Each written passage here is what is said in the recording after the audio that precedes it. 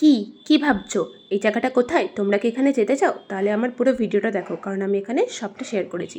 তো এখন আমি আছি NH-12-এর ওপর, মুর্শিদাবাদ থেকে কৃষ্ণনগর যাওয়ার দিকে। যে বেথুরাউড়ি ফ্লাইওভারটা রয়েছে সেটা পেরোলেই দুটো চায়ের দোকান পড়ে। তার বাঁ পাশে একটা গলি রয়েছে, সেই গলির ভেতর দিয়ে গেলেই এই জায়গাটা তোমরা পাবে। তো প্রথমে গলির শুরুতেই একটা একটুখানি ভাঙা রাস্তা পাবে, তারপর রাস্তাটা ভালো। তো আমি পুরো ডিটেলসটা তোমাদের সাথে শেয়ার করছি, তো চলো এগোনো যাক। জাস্ট দেখো এই জায়গাটা কতটা সুন্দর, জাস্ট দেখো কত বড় বড় গাছ।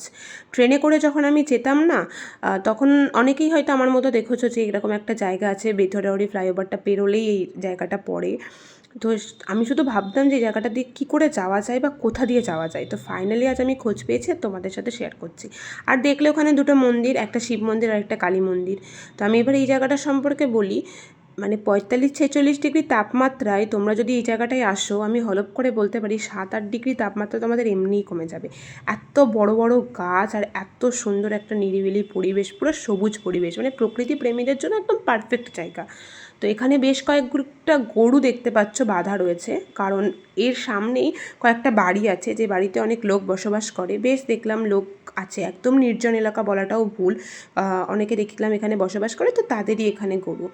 আচ্ছা, এবার আমি একটা কথা বলি তোমাদেরকে। এখানে না কাঠপিঁপড়ের উৎপাত রয়েছে, মানে গাছে গাছে কাঠপিঁপড়ে ছিল, তো কোথা থেকে যেন আমি হাঁটতে হাঁটতেও কাঠপিঁপড়ের কামড় খেয়ে ফেলেছি।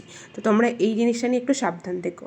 আর এবার বলি যে আমার কেন ভিডিও আসতে এত ডিলে করি, আমি মানে এত ডিলে করি। তোমরা আমাকে ঠিকঠাকভাবে সাপোর্ট করো না। তোমরা আমাকে সাপোর্ট করো, আমি এরকম বিভিন্ন ধরনের ভিডিও দিতে শুরু করব।